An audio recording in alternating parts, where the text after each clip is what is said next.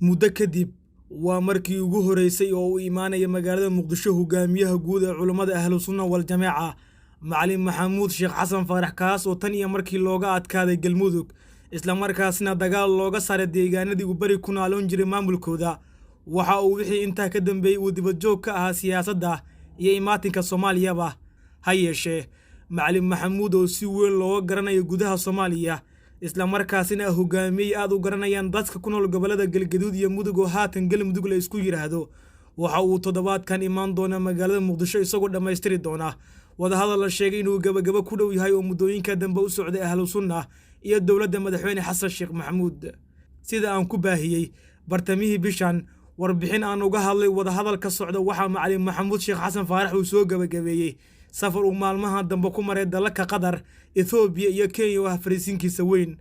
waxaana uu markii ugu horeysay saxiixi doona is-afgarad isaga iyo dawladda ah kaas oo Ahlus Sunna iyo dawladduba isaga kaashan doonaan dagaal al-shabaab looga saaro deegaanada maamulka Galmudug haddii la isku fahmee wadahadalka dawladda iyo Ahlus Sunna waxa door weyn ka qaatay sida la sheegay mas'uuliyiin xil sare ka ah dawladda federaalka ee Soomaaliya sida gudoomiyaha golaha shacabka Sheekh Aadan Maxamed Nuur Aadan Madoobe oo aad ay isugu fiican yihiin Macalin Maxamuud iyo sidoo kale xubno kale oo ka tirsan dawladda federaalka ee Soomaaliya sida xogta ay sheegayso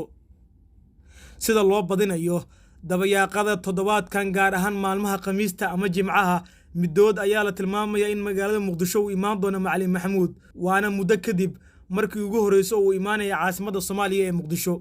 ila xog ogaal ka ah safarka Muqdisho ee hogaamiyaha Ahlus Sunna ayaa sheegaya in macalinku uu ku imaanayo Muqdisho dalabka dawladda federaalka ee Soomaaliya gaar ahaan madaxtooyada Villa Soomaaliya waxaana talaabadan imaanaysa xilli dhawaan deegaanada Galmudug lagu soo gabagabeeyay shir looga hadlay dagaalka al-shabaab ee gobolada maamulka oo ay ka qayb galeen siyaasiyiinta ka soo jeeda Galmudug inkasta oo wali qodob kamid ah uusan ka dhaqan galin qodobadii lagu heshiiyay deegaanada Galmudug gaar ahaan waxaa sidoo kale ka soo horjeestay qodobadaasi beelaha qaar oo aad u saluugay hogaaminta dagaalka ee maamulka Galmudug sidoo kale waxaa isna maalmo kadib la filayaa kadib imaanshaha Macalin Maxamuud inuu isna ku soo xigsaday Sheekh Maxamed Shaakir Cali Xasan madaxii hore ee xukuumadda Galmudug iyo mid kamid ah ragga loogu hadalhaynta badan yahay deegaanada Galmudug kaas oo gogol xaar u ahaa wadahadalka la sheegay inuu socdo dawladda iyo Ahlus Sunna Sheekh Shaakir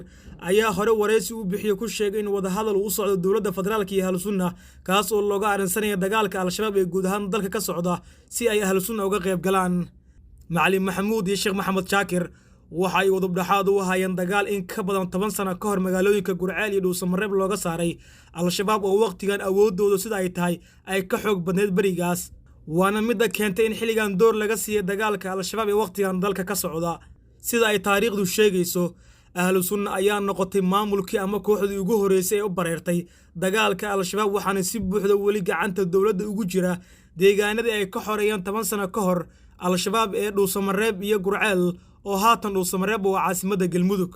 dadka ka faalooda arrimaha ammaanka ayaa qaba in door weyn ay ka qaadan karaan Ahlus Sunna dagaalka al-shabaab waa haddii lagu soo biiriyo gaar ahaan deegaanada Galmudug waxaana la aaminsan yahay inay khibrad ka haystaan dagaaladii hore ula soo galeen kooxda